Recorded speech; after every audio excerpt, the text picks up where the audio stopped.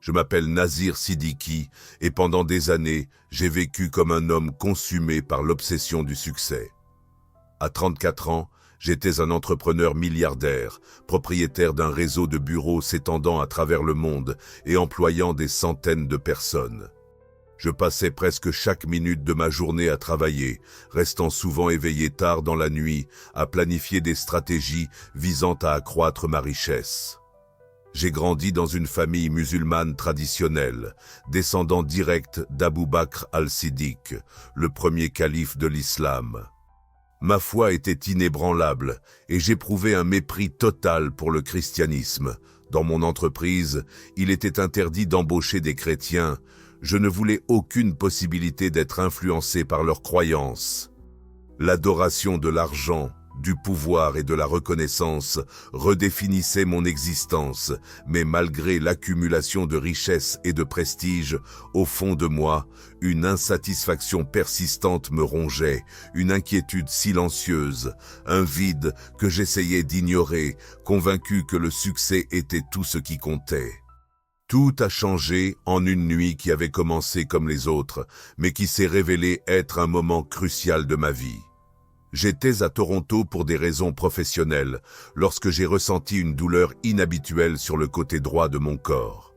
Au début, j'ai pensé que c'était juste de la fatigue, le résultat de longues journées sans relâche, mais en quelques heures, la douleur est devenue insupportable.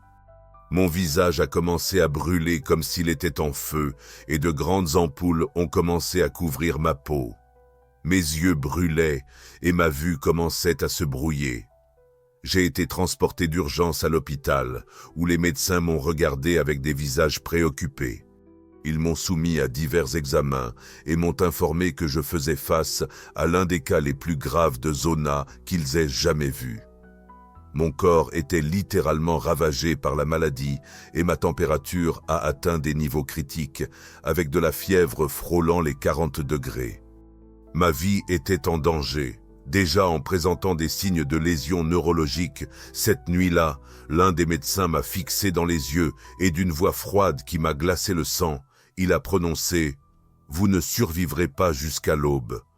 La peur m'a frappé de plein fouet. Moi, un homme qui avait toujours gardé le contrôle sur chaque aspect de ma vie, me trouvais maintenant confronté à quelque chose que même l'argent ne pouvait pas acheter, ma propre mort.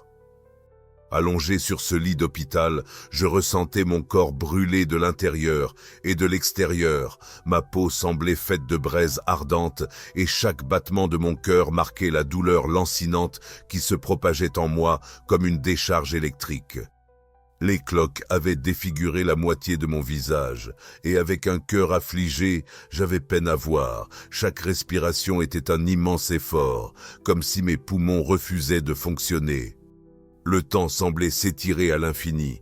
La chambre, qui était au départ un environnement clinique et stérile, s'était transformée en une prison où j'attendais ma condamnation finale. Je n'avais jamais pris le temps de réfléchir à la mort, ni jamais voulu le faire, et pourtant, maintenant elle était là, me scrutant, attendant le bon moment pour m'emporter. Seul dans ce lit, regardant le plafond, je comprenais le silence assourdissant qui m'entourait. Mes employés, mes affaires, ma fortune, rien de tout cela n'avait plus d'importance. Tout ce que j'avais, c'était moi-même et une fin qui se rapprochait. Ce fut dans ce moment désespéré que je fis quelque chose que je n'avais jamais fait auparavant. J'implorai Dieu. Ce n'était pas une prière élaborée ou formelle, mais un cri silencieux provenant des profondeurs de mon âme. « Dieu, aide-moi » suppliai-je, ne sachant pas si quelqu'un m'écoutait. Mon cœur était envahi par la peur, et pendant un instant, je pensais que le vide me répondrait par le même silence. Mais en un instant, la chambre commença à changer. Une présence s'effrayait un chemin et une lumière intense commença à remplir l'espace autour de moi. Ce n'était pas une lumière ordinaire, elle n'éclairait pas seulement, mais semblait avoir une vie propre. L'air devint lourd, chargé de quelque chose de profond. Mon corps, que la douleur avait écrasé jusqu'à ce moment-là, semblait maintenant enveloppé d'une chaleur différente, non pas celle de la fièvre, mais quelque chose de mystérieusement réconfortant. Et alors je le vis devant moi, entouré de cette lumière éblouissante. Il y avait quelqu'un que mon esprit peinait à reconnaître. La figure était imposante, mais pas intimidante. Elle émanait une paix si profonde que pendant un instant, j'oubliais la douleur, la peur et la maladie. Mon cœur commença à battre plus fort, non par panique, mais pour une attente jamais expérimentée auparavant. La lumière qui l'entourait était si intense que mes yeux, déjà éprouvés par la maladie, auraient dû brûler. Et pourtant, cela ne se produisait pas. Au contraire, tout apparaissait à moi avec une clarté jamais vue auparavant. Je désirais parler, lui demander qui était l'entité devant moi, mais avant que je puisse prononcer un mot, une voix remplit l'espace. C'était une voix qui ne venait pas seulement de l'extérieur, mais aussi de l'intérieur de moi. Elle résonnait dans mes os, dans mon sang, dans mon âme. Je suis le Dieu des chrétiens, je suis le Dieu d'Abraham, d'Isaac et de Jacob. Ces mots me frappèrent comme un coup de poing au ventre. Mon sang se glaça et mon cœur faillit s'arrêter. Cela n'avait aucun sens. Depuis mon enfance, on m'avait appris qu'Abraham était le père des musulmans par Ismaël, que le christianisme était erroné, que Jésus n'était qu'un prophète et non Dieu. Pourtant, le voilà, présent, en train de me parler. Mon instinct fut de rejeter cette vision. Cela ne pouvait pas être réel. Chaque fibre de mon être criait que cela allait à l'encontre de tout ce que je savais, tout ce dans quoi j'avais été éduqué. Pourtant, simultanément, une vérité plus profonde commençait à émerger en moi, comme une braise qui brûle au fond de l'âme. Je fixais cette figure, incapable de détourner le regard. La lueur qui l'enveloppait pulsait comme si elle avait une vie propre, comme si elle avait une conscience. Et puis, quelque chose d'impossible se produisit. Alors qu'elle s'approchait de moi, je réalisais que ma douleur était en train de disparaître. Les ampoules sur ma peau ne brûlaient plus, et pour la première fois après des jours, je ressentis un véritable soulagement. Il ne s'agissait pas seulement d'une réaction psychologique, ni d'une hallucination induite par la fièvre, c'était tout authentique, ma propre existence. Je voulais parler, lui demander pourquoi il était là, mais avant que je puisse prononcer un mot, je fus submergé par un intense sentiment de paix, une sérénité que même la plus grande des richesses ne pourrait jamais m'offrir. Je ne savais pas comment me comporter. Tout en moi voulait résister, lutter contre ce que je voyais, nier ce que j'avais devant les yeux. Mais comment aurais-je pu le faire? Cette présence était plus réelle que tout ce que j'avais jamais connu. Et alors, pour la première fois, je le regardais droit dans les yeux. Il ne ressemblait en rien aux images que j'avais vues dans des tableaux ou des livres chrétiens. Il y avait quelque chose de bien plus profond, quelque chose qui semblait traverser mon âme et révéler chaque pensée, chaque erreur et chaque ambition qui m'avait consumé pendant des années. Ses yeux étaient différents de tout ce que j'avais jamais observé. Ce n'étaient pas simplement des yeux humains, mais ils ressemblaient à des flammes vives et en même temps étaient pleins d'une tendresse indescriptible. Il n'y avait aucun jugement en eux. Je m'attendais à être jugé, à recevoir des reproches, à être accusé pour tout ce que j'avais fait dans ma vie. Mais ce que je vis fut seulement de l'amour. Un amour si écrasant qu'il me fit sentir petit et vulnérable pour la première fois. L'homme d'affaires puissant, celui qui dirigeait des centaines d'employés, le millionnaire qui semblait toujours avoir toutes les réponses, se trouva complètement désorienté. Tout mon corps tremblait, mais ce n'était pas par peur, c'était quelque chose de différent, comme si la même structure de ma vie était en train d'être réorganisée.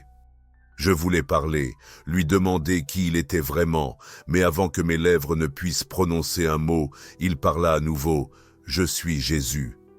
Mon cœur s'arrêta, cela ne pouvait pas être vrai, cela allait à l'encontre de tout ce que je savais, de toutes mes convictions, et pourtant il n'y avait aucun moyen de... Le nier là devant moi se tenait la figure que j'avais toujours rejetée, celui que j'avais exclu de ma vie et que j'avais toujours jugé comme une invention des chrétiens. Et pourtant, le voilà, me regardant et m'appelant par mon nom, sans que je prononce le moindre mot. Mes convictions commencèrent à se briser. Il semblait qu'elles s'évanouissaient à la lumière de cette présence. Je ne savais pas quoi penser. Mon esprit hurlait que c'était impossible, et pourtant mon esprit semblait déjà reconnaître la vérité avant même que je puisse l'accepter. Comment cela pouvait-il être Jésus? Comment pouvait-il être là, devant moi? Depuis mon enfance, on m'avait appris que Dieu ne pouvait jamais avoir de fils et que Jésus n'était qu'un prophète comme tant d'autres. Et pourtant, le voilà, et tout en moi disait que c'était la réalité la plus pure que j'avais jamais connue. Je voulais le nier, je souhaitais fermer les yeux et me convaincre que ce n'était qu'une hallucination provoquée par une forte fièvre, mais je savais que ce n'était pas le cas. Jamais de ma vie je n'avais ressenti quelque chose d'aussi authentique et puissant. Ma bouche était sèche, ma respiration haletante, et malgré mes efforts pour formuler une question, aucun mot ne sortait. Le silence a duré un temps qui semblait infini. Il continuait à me regarder, et j'avais la sensation qu'il était en train de détruire mon arrogance, ma présomption et tout ce que j'avais accumulé comme défense au fil des ans. Alors, devant moi se manifesta une scène, comme si j'observais un film narratif de ma vie. Je vis mon existence défiler devant mes yeux, pas comme je l'avais perçu par le passé. Je revis les moments où je négligeais ma famille pour travailler quelques heures supplémentaires, les réflexions où j'humiliais mes employés pour des erreurs banales, les fois où j'avais laissé mon avidité prendre le dessus. Je vis d'innombrables occasions où j'aurais pu aider quelqu'un, mais j'avais choisi l'argent. Et pire que tout, je vis le vide dans mes propres yeux. J'avais toujours cru que mon succès était la confirmation que j'étais sur la bonne voie, mais là, en observant tout avec une clarté cristalline, je compris que j'étais un homme égaré qui poursuivait le vent. Mes yeux se remplirent de larmes et je ne parvenais plus à me reconnaître. À ce moment, je réalisais que tout ce à quoi j'avais accordé de l'importance jusqu'à présent était dénué de sens. Je ne pus plus retenir mes larmes, moi qui avais toujours été un homme de fer, sans jamais montrer de signes de faiblesse. J'avais appris à cacher chaque émotion pour maintenir la façade du succès. Je me retrouvais là, brisé devant cette présence. La vérité était écrasante, mais à ce moment-là, je ne me sentais pas oppressé. Au contraire, ce poids me libérait. Je découvrais enfin qui j'étais réellement et, pour la première fois de ma vie, cela me terrifiait. Non pas tant pour ce que je pouvais perdre, mais pour ce que j'avais déjà perdu, sans même m'en apercevoir. Des années passées à courir après l'argent, le pouvoir, la vanité, et que j'avais obtenu. Allongé sur un lit d'hôpital, proche de la mort, sans personne à mes côtés. J'avais assez d'argent pour acheter n'importe quoi, mais pas un centime ne pouvait me donner une seconde de plus de vie. Je regardais Jésus et je sentis qu'il savait déjà tout cela. Il n'avait pas besoin que je parle. Il savait tout de mon âme, de chacune de mes pensées, de chacun de mes doutes, de chacune de mes peurs. Puis il avança vers moi, me tendant la main.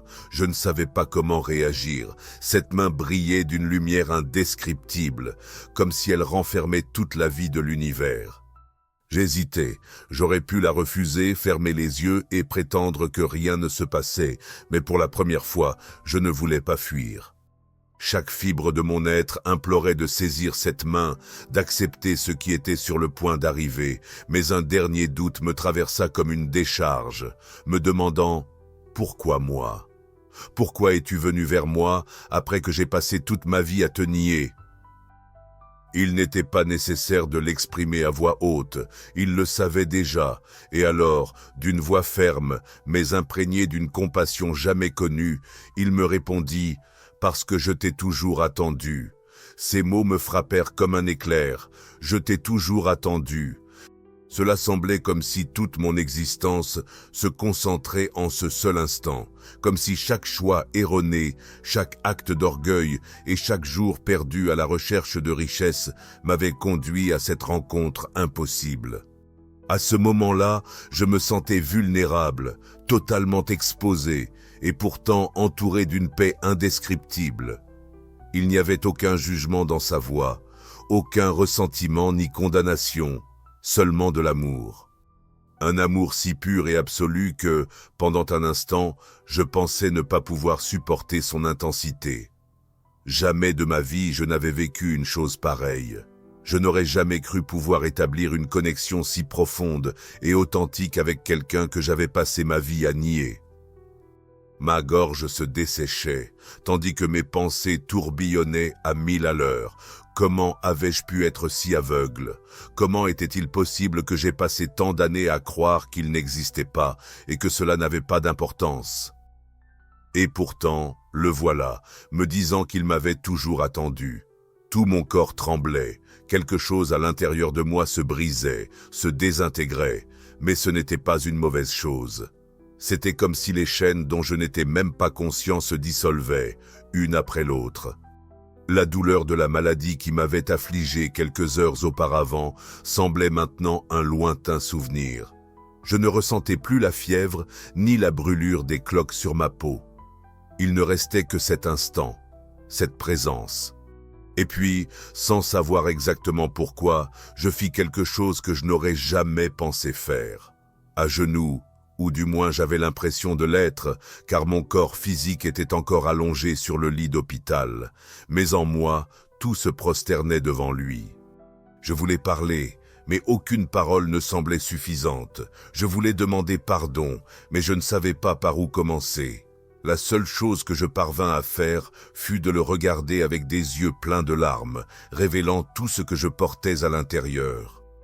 Et puis, quelque chose d'encore plus extraordinaire se produisit, la lumière. Elle s'intensifia autour de lui, et je ressentis comme un doux réconfort m'envelopper.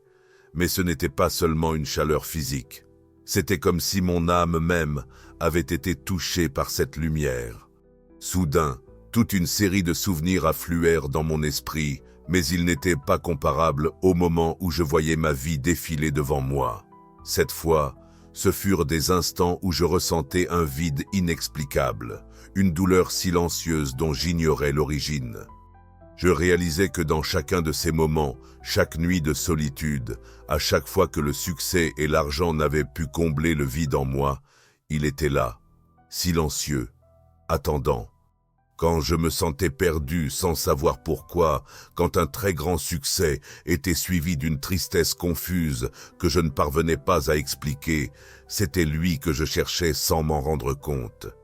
Et maintenant, il était là devant moi, me prouvant clairement qu'il ne m'avait jamais abandonné, même lorsque j'avais passé toute ma vie à le rejeter. Les larmes coulaient sur mon visage sans que je puisse les arrêter.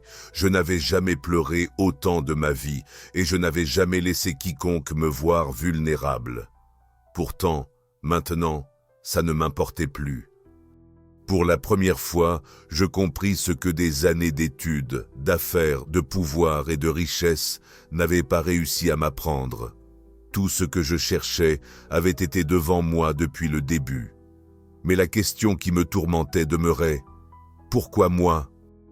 Que pouvais-je faire maintenant, sachant que toute ma vie avait été construite sur un mensonge? Comment aurais-je pu simplement abandonner tout ce en quoi j'avais cru? Je regardais Jésus, attendant une réponse, et lui, avec un regard d'une patience infinie, dit simplement « Tu as un choix ». Ces mots résonnèrent en moi comme un écho infini. Un choix. Pendant toute ma vie, j'avais cru avoir déjà toutes les réponses. Je n'ai jamais été un homme qui laissait quoi que ce soit au hasard. Je planifiais chaque pas, chaque investissement et chaque décision avec une précision chirurgicale. Mais maintenant, devant lui, je compris qu'il me présentait pour la première fois un choix authentique. Et cela n'était pas lié à l'argent, à ma carrière ou à mon pouvoir. C'était quelque chose de bien plus significatif. Au fond de moi, je ressentais que ce moment était crucial, qu'il n'y aurait pas d'opportunité de revenir en arrière. Si je tournais le dos, si j'ignorais quelque chose que j'avais toujours cherché, même sans en être conscient, quelle signification aurait eu le fait d'accepter et de croire en lui? Qu'est-ce que cela impliquerait pour ma vie, pour tout ce que j'avais construit, pour ma famille qui m'avait toujours appris à considérer le christianisme comme un mensonge? Le poids de ce choix me pesait. J'étais dans une situation d'incertitude, désireux de croire et de me livrer complètement à cette présence. Mais la peur m'assaillait. Que me serait-il arrivé? Quel serait le sort de mon identité, de ma réputation, de tout ce que j'avais acquis? Puis, Jésus fit un pas de plus et prononça quelque chose qui abat toutes mes défenses. Ce que tu as acquis jusqu'à présent ne t'a pas sauvé. Ces mots me frappèrent comme un coup de lame, me faisant réfléchir à la façon dont mon argent n'avait pas empêché ma maladie, mon pouvoir ne m'avait pas sauvé de ce lit d'hôpital, et mes richesses ne m'avaient pas donné la paix que je cherchais tant. Non, la réponse fut un refus net. À cet instant, pour la première fois, je compris que tout ce que j'avais construit n'était qu'un sable mouvant, et la seule chose stable qui me restait était lui. Ma respiration devint haletante, je ressentais dans ma poitrine quelque chose d'inconnu, un poids, une chaîne invisible qui m'avait emprisonné pendant des années sans que je m'en rende compte. Chacun de mes efforts, chaque contrat signé, chaque centime gagné apparaissait désormais insignifiant. Je regardais Jésus et réalisais qu'il m'attendait. Il ne me forçait à rien, ne demandait aucun tribut, mais ne m'offrait qu'un choix. C'est à ce moment précis que je saisis la vérité la plus simple et en même temps la plus dévastatrice de ma vie. Je n'avais jamais eu le contrôle. J'avais passé ma vie convaincu d'être l'architecte de mon destin, d'avoir atteint le succès grâce à mon intelligence et mon engagement. Mais là, face à lui, j'ai compris que je n'étais qu'un homme égaré essayant de construire une forteresse sur des fondations de sable. La maladie qui me frappait n'était qu'un reflet physique de la décomposition intérieure que je portais en moi. Alors, sans plus tarder, je fis la seule chose qui me restait à faire, avec des larmes incontrôlables coulant sur mon visage, ne me souciant de rien d'autre que de cet instant, je murmurai « Je te choisis ». À peine ces mots sortirent-ils de mes lèvres qu'il se passa quelque chose d'inexplicable. C'était comme si une vague d'énergie parcourait mon corps, dissolvant chaque peur, chaque résistance, chaque doute.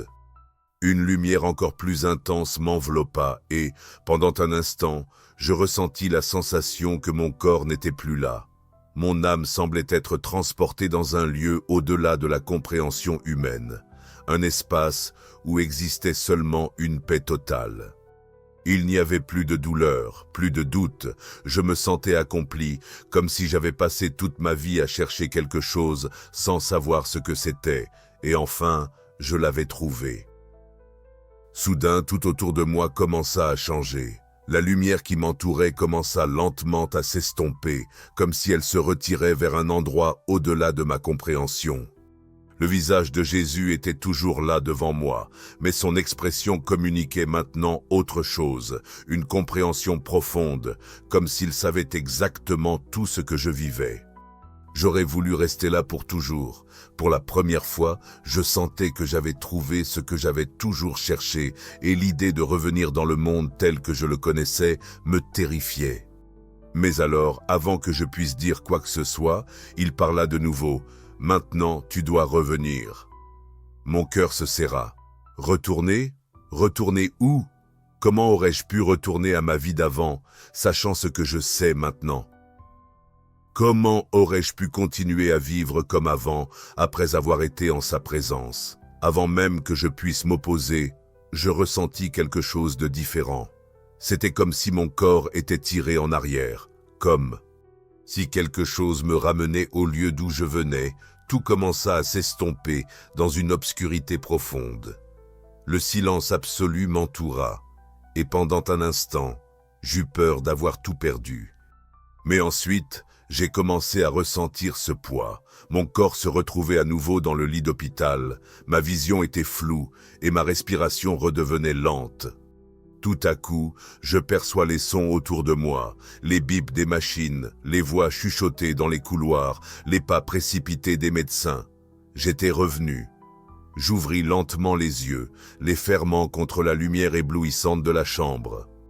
La première chose que je remarquai fut l'absence de douleur, le feu qui avait consumé mon corps, la fièvre torride, la souffrance physique qui m'avait gardé prisonnier ces derniers jours, tout avait disparu.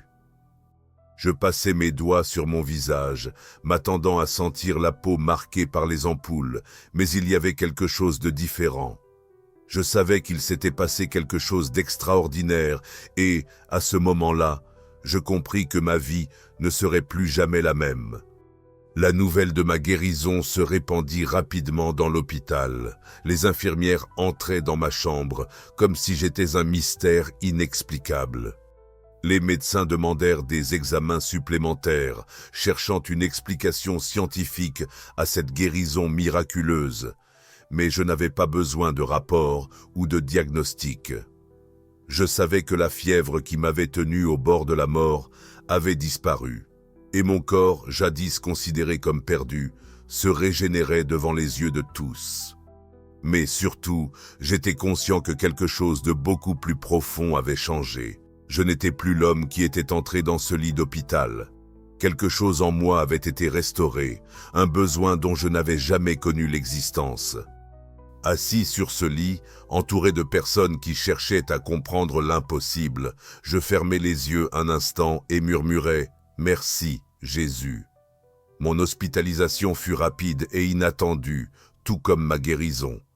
Les médecins étaient encore incrédules, à la recherche d'une explication scientifique à ce qui s'était passé, mais je savais.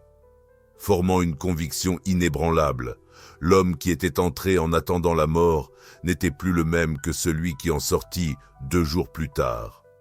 Tout semblait différent, l'air, la lumière du soleil, les voix autour de moi. C'était comme si j'observais le monde pour la première fois, comme si chaque petit détail avait un nouveau sens. Et pourtant, il y avait encore quelque chose qui me troublait, les cicatrices. Malgré la guérison miraculeuse, des marques de la maladie demeuraient sur mon visage. Ce n'était pas une question de vanité, mais un rappel. Bien que je savais que Jésus m'avait sauvé, je me demandais si ces cicatrices resteraient comme un témoignage de ce que j'avais vécu. Ainsi, en rentrant chez moi, je me suis agenouillé et j'ai dit « Seigneur, si c'est ta volonté, je l'accepte. Mais s'il y a encore quelque chose pour moi, si cette histoire n'est pas terminée, je te prie, achève l'œuvre. » Les jours qui ont suivi furent même plus surprenants que ma guérison initiale. En à peine quelques jours, les cicatrices commencèrent à disparaître, non pas lentement ou graduellement, mais de manière surnaturelle. C'était comme si ma peau se régénérait sous mes yeux. En 1 semaine, il ne restait plus aucune trace de la maladie. Chaque médecin qui m'avait soigné était stupéfait. L'un d'eux m'a même demandé directement « Qu'avez-vous fait ?» Je lui ai simplement souri et répondu « J'ai prié ». Mais au fond de moi, je savais que ce n'était pas une prière ordinaire. C'était la preuve que le même Jésus qui m'était apparu cette nuit-là était encore avec moi, non seulement pour m'avoir sauvé, mais aussi pour me donner un nouveau départ. Ce que j'ai gagné en retour était bien plus grand que tout ce que j'avais jamais perdu. J'ai commencé à voyager et à partager mon témoignage. Au début, je parlais à des groupes restreints, puis lors de conférences dans des églises, et avant même de m'en rendre compte, les foules venaient m'écouter. J'ai vu des musulmans, tout comme j'avais été moi-même, abattre leurs barrières, remettre en question ce qu'ils avaient toujours accepté comme vérité absolue.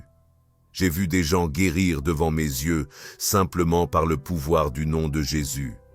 Ce qui avait commencé comme une rencontre dans un hôpital, surnaturel dans une chambre d'hôpital, s'était transformé en une mission que je n'aurais jamais prévue pour moi-même. Pourtant, malgré les miracles et les transformations que je voyais, ce qui me touchait le plus, c'étaient les simples paroles que Jésus m'avait communiquées cette nuit-là. « Je t'ai toujours attendu ». Ces phrases n'étaient pas seulement pour moi, mais pour tous. Avec le temps, je réalisais que ma vie ne serait plus jamais la même. Je ne possédais plus ma société, ni le prestige que j'avais autrefois parmi les grands de l'industrie, mais ironiquement, je ne m'étais jamais senti aussi riche. Le vide qui me tourmentait autrefois, ce trou invisible qu'aucun accomplissement n'avait réussi à combler, avait complètement disparu. À sa place, une paix profonde avait pris le dessus, une sérénité qui ne fluctuait pas selon les circonstances, qui ne pouvait être achetée ou perdue. Je comprenais maintenant que ma véritable richesse ne résidait pas dans les biens matériels accumulés, mais dans la vérité que j'avais découverte cette nuit-là, et surtout dans la relation que j'avais désormais avec celui qui m'avait sauvé. Cependant, cela ne signifiait pas que le chemin serait simple. Au contraire, les persécutions se multiplièrent. Je reçus des menaces, je fus attaqué publiquement et, dans plusieurs circonstances, ma vie fut mise en danger. Pourtant, chaque fois que l'on me demandait pourquoi je continuais, la réponse était claire, parce que j'avais vu, et une fois que l'on connaît la vérité, on ne peut pas faire marche arrière. Je me souviens d'un événement particulier, une conférence aux États-Unis, où de nombreuses personnes musulmanes s'étaient confrontées à moi. Je n'éprouvais aucun ressentiment, car je savais exactement ce qu'elles ressentaient. J'avais moi aussi été dans leur situation. Je connaissais la peur qui les tenaillait, le poids de la tradition, la terreur du rejet. Cependant, là devant eux, je lançais un simple défi, prier et demander à Allah de guérir les malades présents ici. Le silence qui suivit fut total, personne ne bougea. Puis, je regardais le public et annonçais: « Maintenant je vais prier au nom de Jésus, et au moment où je dis cela, cela se produisit. » J'avais appris à le faire, j'invoquais le nom de Jésus. Pendant 5 jours, je posais les mains sur mon corps et je priais, non pas avec désespoir, mais avec une confiance absolue que celui qui m'avait guéri dans le passé pouvait le faire à nouveau. Et il se produisit exactement ce que j'espérais. Au 5e jour, je commençais à bouger les doigts. Au 6e, j'étais déjà debout, et après quelques semaines, je marchais normalement. Pendant que les médecins essayaient encore de comprendre comment c'était possible, j'étais déjà en route pour Israël, poursuivant la mission que Dieu m'avait confiée. Après cet épisode, je compris que ma vie ne m'appartenait plus. Il n'y avait plus de doute, d'hésitation ou de questions. Jésus m'avait sauvé non seulement de l'enfer, mais aussi de moi-même, me donnant une nouvelle identité, un nouveau but, une nouvelle vie. Les cicatrices physiques que je portais disparurent, mais les marques de son intervention dans mon âme restèrent pour toujours. Encore aujourd'hui, lorsque je réfléchis à qui j'étais avant cette nuit à l'hôpital, je ressens une gratitude indescriptible. Comment aurais-je pu prévoir que ma plus grande tragédie deviendrait ma plus grande bénédiction? Comment aurais-je pu savoir que le moment où je perdais tout coïncidait exactement avec celui où je gagnais tout? Maintenant, ma mission est claire, apporter cette vérité au plus grand nombre de personnes possible, peu importe le prix, la persécution ou le risque. Je sais en quoi je crois, je sais en qui je place ma confiance, et je suis certain qu'il attend beaucoup d'autres personnes, tout comme il m'a attendu. Et si toi qui lis ceci maintenant, ressens un vide dans ta vie, un manque que rien ne semble combler, je veux te dire ce que Jésus m'a dit cette nuit-là, je t'ai toujours attendu. Il n'est pas loin, ce n'est pas un concept, une religion ou une idée, c'est réel. Je le sais parce que je l'ai vécu, parce que je l'ai touché, parce que j'ai été transformé. Tu peux l'ignorer, tu peux lui résister, tu peux essayer de fuir, mais au final, il sera toujours là, à t'attendre. Et le jour où tu décideras de le chercher, le jour où tu décideras de l'appeler, il viendra, tout comme il est venu à moi. J'avais appris à invoquer le nom de Jésus et pendant 5 jours, je posais mes mains sur mon corps, priant non pas avec désespoir, mais avec une confiance inébranlable que celui qui m'avait déjà guéri dans le passé pouvait le faire à nouveau. Et c'est précisément ce qui se produisit. Au 5e jour, je commençais à bouger mes doigts. Au 6e, j'étais déjà debout et après quelques semaines, je marchais normalement. Alors que les médecins tentaient encore de comprendre comment c'était possible, j'étais déjà sur le point de partir pour Israël, poursuivant la mission que Dieu m'avait confiée. Après cet événement, Je compris que ma vie n'était plus seulement la mienne. Il n'y avait plus d'incertitude, de doute ou de questions. Jésus m'avait sauvé, non seulement de l'enfer, mais aussi de moi-même. Il m'avait donné une nouvelle identité, un nouveau but, une nouvelle vie. Les cicatrices que j'avais autrefois sur mon corps s'évanouirent, mais les marques qu'il laissa dans mon âme demeurèrent à jamais. Encore aujourd'hui, quand je pense à qui j'étais avant cette nuit à l'hôpital, je ressens une gratitude indescriptible. Comment aurais-je pu imaginer que ma plus grande tragédie deviendrait ma plus grande bénédiction? Comment aurais-je pu savoir que le moment où je perdais tout correspondait exactement à celui où je gagnerais tout? Maintenant, ma mission est simple. Faire connaître cette vérité à un maximum de personnes, sans me soucier du prix, des persécutions ou du risque. Je sais en quoi je crois, je sais en qui j'ai confiance, et je suis certain qu'il attend beaucoup d'autres personnes, tout comme il a attendu pour moi. Et toi qui lis ceci, si tu sens qu'il te manque quelque chose dans la vie, qu'il y a un vide que rien ne peut combler, écoute ce que Jésus m'a dit cette nuit-là. Je t'ai toujours attendu. Ce n'est pas loin, ce n'est pas un concept, une religion ou une idée, c'est réel. Je le sais parce que je l'ai vu, parce que je l'ai touché, parce que j'ai été transformé. Tu peux l'ignorer, tu peux lui résister, tu peux essayer de fuir, mais à la fin, il sera toujours là à t'attendre. Et le jour où tu décideras de le regarder, le jour où tu décideras de l'appeler, il viendra, tout comme il l'a fait alors. Pour moi, s'il y a quelque chose que je souhaite te transmettre à travers ce récit, c'est de ne pas attendre de toucher le fond pour comprendre qu'il y a quelque chose de plus grand. N'attends pas de tout perdre pour réaliser que tu n'as jamais été seul. Tu n'as pas besoin de vivre une expérience de mort imminente pour découvrir qu'il est là, à t'attendre. Il suffit de l'appeler. Dis simplement « Jésus, révèle-toi à moi ». Et je te promets que si tu le fais avec un cœur sincère, il te répondra. Peut-être pas de la manière que tu imagines, ni avec une lumière éblouissante dans une chambre d'hôpital, mais d'une manière si tangible que tu ne pourras pas le nier. Parce qu'au fond, la vérité est simple. Il attend, il a toujours attendu et continuera d'attendre. Si cette histoire t'a touché, je te demande, as-tu déjà vécu des moments qui remettent en question tes convictions? As-tu déjà eu une rencontre qui a révolutionné ta vie? J'aimerais connaître ton avis. Laisse un commentaire ci-dessous et partage ton expérience.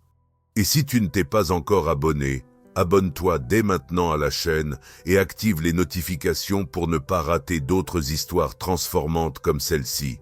Cela nous aide à continuer à offrir des contenus significatifs. Maintenant, si tu souhaites en savoir plus sur les expériences surnaturelles et les révélations divines, clique sur la vidéo suivante qui s'affiche à l'écran. Tu ne voudras pas le manquer. À très bientôt.